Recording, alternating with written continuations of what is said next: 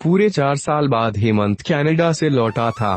Canada में एक beauty products बनाने वाली कंपनी के लिए हेमंत काम करता था। हेमंत अपने देश अपने घर लौटकर काफी खुश था। एयरपोर्ट पर उतरते ही हेमंत की नजरें अपने परिवार वालों को खोजने लगी। जल्दी ही उसे अपने माँ बाप, भाई भाभी, बड़ी बहन और खुद की 3 साल की बच्ची भी एयरपोर्ट पर खड़े नजर आई, लेकिन उसकी नजरें शोभा को खोज रही थी। वो सोचने लगा, ये शोभा मुझे मिलने आई क्यों नहीं, और ऊपर से उसने हमारी छोटी सी बच्ची को भी यहाँ भेज दिया। अश्विन एयरपोर्ट पर सबसे हंसी खुशी मिला। फिर उसने शोभा के बारे में पूछा तो उसकी दीदी बोल पड़ी, भाई वो घर पर ही है, तुम्हारे लिए खाना तैयार कर रही है। वह तो आज ही तुम्हारे आने की खुशी में काम करने लगी है, वरना वो कोई काम करती कहाँ है। अश्विन ने अपनी बेटी को प्यार से उठा लिया, लेकिन उसकी बेटी उसे देखकर रोने लगी। लाओ मुझे दो बच्ची को, वह तुम्हें काफी दिनों बाद देख रही है ना, इसलिए पहचान नहीं पा रही होगी। कहते हुए दीदी ने बच्ची को अपने पास ले लिया। सभी टैक्सी में बैठकर अपने घर की तरफ रवाना हुए। अश्विन अपने परिवार से मिलकर खुश था, लेकिन ये बात की शोभा उसे एयरपोर्ट पर मिलने नहीं आई उसे काफी परेशान कर रही थी। वो सोचने लगा, क्या खाना बनाना इतना ज्यादा जरूरी था, मुझसे मिलने से भी ज्यादा, और वो भी तब जब मैं 4 साल बाद वापस आया हूँ। इन्हीं ख्यालों में घर तक का आधा रास्ता बीत गया। अब उसकी बच्ची उसे देखकर रो नहीं रही थी, इसलिए अश्विन उसके साथ खेलने लगा। बाकी का आधा रास्ता भी खत्म हुआ और सब घर पहुंच गए। गाड़ी की आवाज सुन शोभा बेलकॉनी में आकर खड़ी हो गई और अश्विन की तरफ देखने लगी। अश्विन भी जैसे ही गाड़ी से उतरा, उसने पहले दरवाजे की तरफ और बाद में बेलकॉनी की तरफ नजरें घुमाई, जैसे वह सुबह को ही देखना चाहता हो। अश्विन से नजरें मिलते ही शोभा के चेहरे पर मुस्कान झलक पड़ी। अश्विन भी उसे देखकर हल्के से मुस्कुरा दिया। सभी घर के अंदर गए। शोभा सबके लिए पानी लेकर आई और सभी को पानी देने के बाद फिर से किचन में चली गई चाय बनाने के लिए। थोड़ी देर तक सभी परिवार वालों से बातें करने के बाद अश्विन शोभा को बुलाने लगा। माँ ने उसे बीच में टोकते हुए कहा, रहने दो उसे किचन में, थोड़ा काम कर लेने दो, बाद में अपने आप आ जाएगी।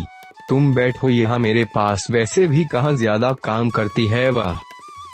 अश्विन यही बात दूसरी बार शोभा के बारे में सुन रहा था। अब उसने सोचा कि मेरे परिवार वाले मुझसे झूठ थोड़ी बोलेंगे, हर दिन नहीं होता होगा उसको इतना काम, आज थोड़ा सा है करने देते हैं, मैं बाद में उससे बात कर लूंगा। अश्विन अपने परिवार वालों से बातचीत में मगन हो गया। एक के बाद एक रिश्तेदार और पड़ोसी अश्विन को मिलने आते रहे और शोभा को किचन से बाहर निकलने का समय ही नहीं मिला। सभी के लिए चाय बनाना, नाश्ता बनाना, यही करते करते शाम हो गई। शाम होते ही अकेली शोभा इस बड़े से परिवार का खाना बनाने में जुट गई। 2 घंटे बाद सभी परिवार वाले खाना खाने के लिए डाइनिंग टेबल पर बैठे थे सिवा शोभा के। अश्विन चाहता था कि शोभा भी उसके साथ बैठकर खाना खाए, लेकिन फिर माँ ने कहा, अगर वह भी खाना खाने बैठ जाएगी तो सबको परोसेगा कौन। सभी के खाना खाने के बाद शोभा ने अकेले खाना खाया। रात को सोने के वक्त अश्विन और शोभा अच्छे से मिल पाए।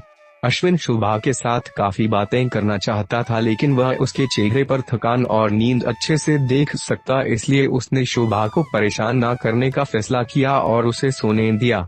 शोभा सोने ही वाली थी कि उसकी छोटी बच्ची रोने लगी, तो शोभा तुरंत उठकर उससे दूध पिलाने के लिए चली गई।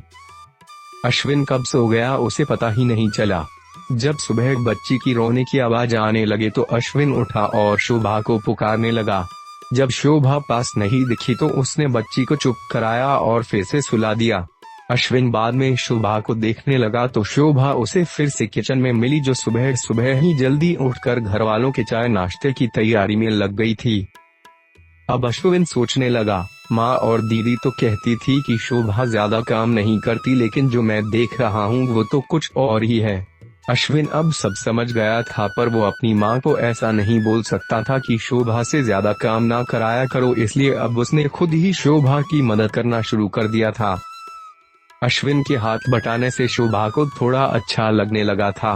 पहले जहाँ उसका चेहरा थकान से उतरा रहता था, अब उस पर थोड़ी थोड़ी चमक आने लगी थी। अश्विन ने कुछ दिनों में ही ये महसूस कर लिया था कि शोभा अब वो शोभा नहीं रही थी जिसे अश्विन शादी करके लाया था, वो तो कोई और थी। जो तोते की तरह बोलती थी, और ये शोभा तो बिल्कुल चुप है, गुमसुम है। ऐसा लगता है जैसे किसी के दबाव में हो, किसी डर की वजह से सहमी हुई हो। अश्विन शोभा को उसके काम में और ज्यादा मदद करने लगा। अश्विन का ऐसा व्यवहार अब घर वालों को खटकने लगा। घर के सभी बड़ों और उसकी दीदी ने मिलकर अश्विन को समझाया, तुम अपनी बीवी की मदद करते हो, उससे हमें कोई ऐतराज नहीं है, लेकिन तुम्हें भी एक हद तक ही ऐसा करना चाहिए। जब तक कोई तुम्हें ऐसा करता न देख रहा हो तब तक सब ठीक है, लेकिन जब कोई तुम्हें बीवी के होते हुए बर्तन धोते देखे तो वो अच्छा थोड़े ही लगता है। और सोचो, आगे चलकर शोभा को तुम्हारी हेल्प की आदत पड़ गई तो तुम्हारा अपना काम में ध्यान लगाना मुश्किल हो जाएगा। अश्विन हमेशा से ही अपने परिवार वालों की बात मानता आया था। जिस तरह से सबने अश्विन को समझाया था, अश्विन भी उनकी बातों में आ गया। अब अश्विन शोभा की मदद करने से कतराता था। कभी कभार वह बच्ची के लिए दूध गर्म कर लिया करता, उससे ज्यादा कुछ नहीं। घर वालों ने अश्विन को विदेश जाने से मना कर दिया और कहा कि यहीं पर कुछ काम कर लो। अश्विन ने अब घर से ही ब्यूटी प्रोडक्ट्स ऑनलाइन बेचना शुरू कर दिए। उसका परिवार भी बढ़ गया। अब उसे 2 बेटियां और 1 बेटा था। दोनों बेटियां स्कूल जाने लगी थी, लेकिन बेटा अभी भी छोटा था। जितना अश्विन कमाता था उतना सबके लिए काफी न था। काफी सोच विचार करने के बाद अश्विन ने यह फैसला किया कि वह अब शोभा के साथ शहर में जाकर रहेगा, जहां पर शोभा भी काम कर पाएगी और वह घर से ही अपने ब्यूटी प्रोडक्ट्स बेचना शुरू रखेगा। इस तरह से वे अपने पैसों की तंगी को पूरा करेंगे।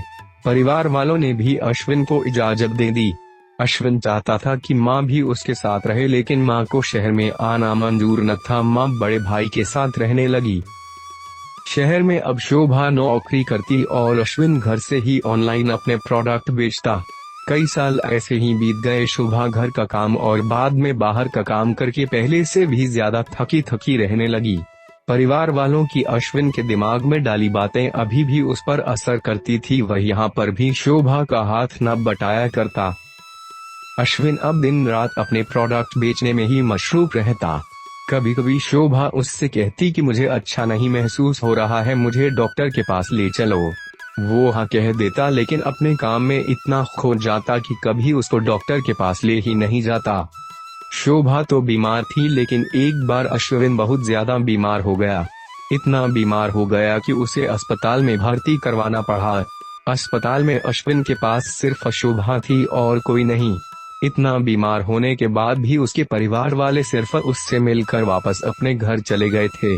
उसका सहारा बनने के लिए, उसकी तकलीफ बांटने के लिए कोई भी उसके साथ नहीं था। बिस्तर पर पड़े और शारीरिक तकलीफ से गुजर रहे अश्विन को अपनों का ऐसा व्यवहार बहुत तकलीफ दे रहा था। फिर वह सोचता कि उसने भी तो शोभा के साथ जिंदगी भर यही किया है। क्या वो शोभा का जीवन साथी सिर्फ नाम का ही नहीं था?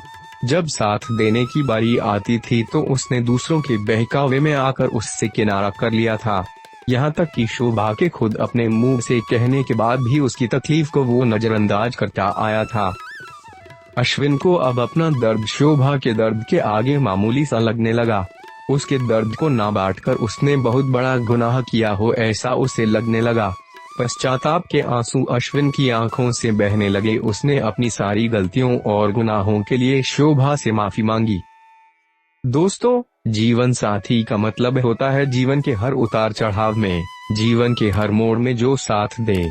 साथ होने और साथ देने में उतना ही फर्क होता है जितना सिर्फ वादा करने में और सचमुच वादा निभाने में होता है। दोस्तों, एक पत्नी की दर्द-भरी कहानी पति के दृष्टिकोण से हमने बयां की है। इस कहानी को पढ़कर किसी भी पति या पत्नी का अपने जीवन साथी के प्रति व्यवहार सुधर जाएगा तो इस कहानी को लिखने का उद्देश्य सफल हो जाएगा। पूरी कहानी पढ़ने के लिए धन्यवाद।